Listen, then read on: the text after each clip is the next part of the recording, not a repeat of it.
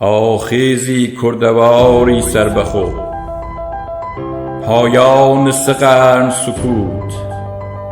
در خانه من خانه بنا کردی و ماندی، بر حرمت من پای نهادی و شکاندی.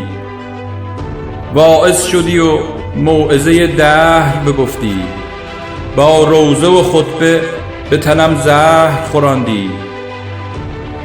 آن مکر که بودت به سراپرده تزویر، با باد تقدس به سرم سور دماندی. در جهل مرکب تو مرا غرق نمودی، با جهل مقدس ز سرم هوش پراندی. وز دولت جعلی به برم شعر سرودی، آن دولت کردی که مرا بود ستاندی.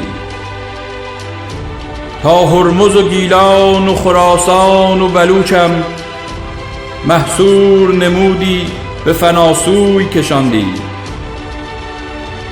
ملکی که فقط بود در او امت کردی، ترک های خزر را تو به این سوی رماندی. کردواری که مجالی نه به اغیارش بود، پارسیان را تو ز هند بر وطنم کوچاندی.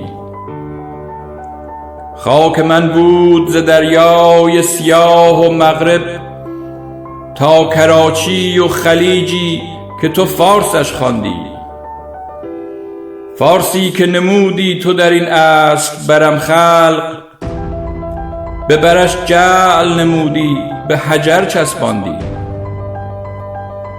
کردوارم که به پهنای 4 ایران بود، نقش چند گربه ملعون به تنش بنشاندی. تو مرا چون نبودت هیچ توان رو در رو، با شعبده و حقه به این روز رساندی.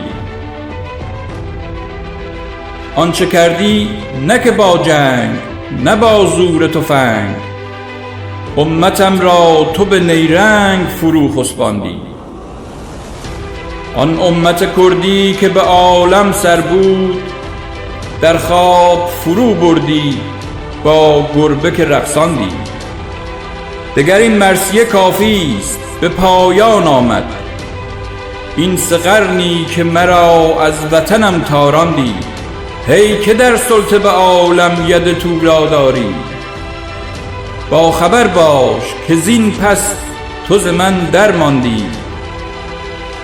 شرح این حال نگفتم که بسوزانی دل، بل بسوزانمت آنسان که مرا سوزاندی.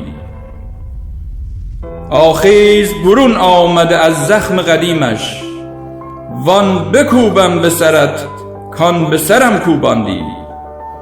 فریاد زنم دشنه برآرم برهانم، زین خاک که روزی تو مرا تشنه رهاندی.